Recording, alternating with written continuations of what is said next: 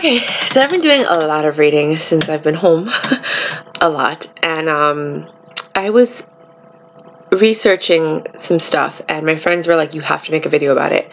So basically, what it was is I believe the word God came from an actual person, and that the word God is not, like a real word.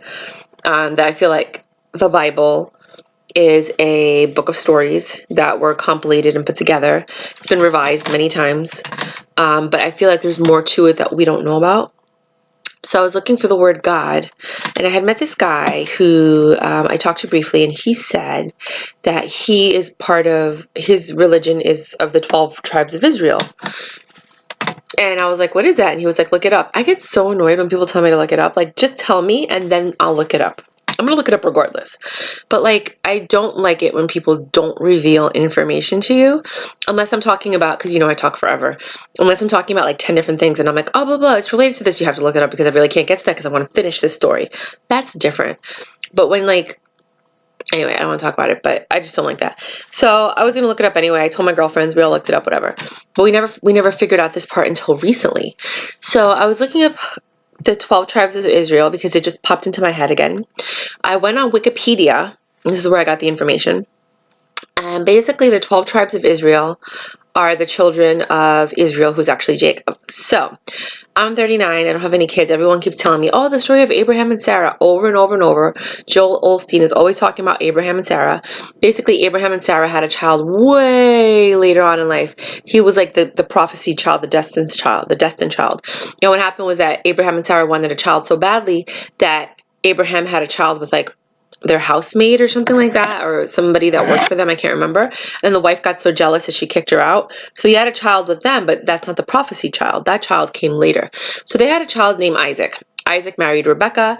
They had a child named Jacob. Jacob later became Israel, and then he had 12 children, which became the tribe of Israel. So Jacob married Leah and Rachel, and then he had 2 concubines, and from them came the 12 children. They have different names. I don't remember all of them, but I just remember like Levi, Judah, Simeon, Dan, Gad. Right? But and a couple of other people. So 2 of them are the ones that ended up being written in the Bible. The other 10 are considered the 10 lost tribes of Israel. So it's really interesting because it's said, I think, don't quote me on this, that each one of them wrote like a scripture, or they all wrote stuff down, but the other 10 got lost. I don't think they got lost. I think they've just been edited. They're probably in the Vatican. And only 2 came to be. So basically, Abraham was a Hebrew.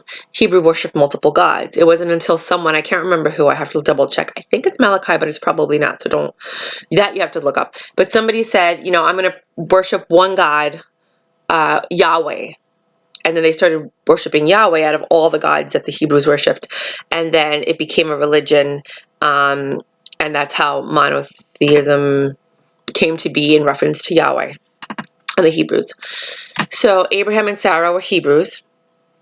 Anybody who's descended from the line of Jacob, who is actually Israel now, are called Israelites.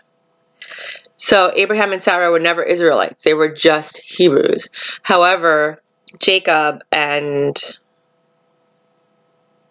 Leah, his concubines, and Rachel were Israelites and Hebrews.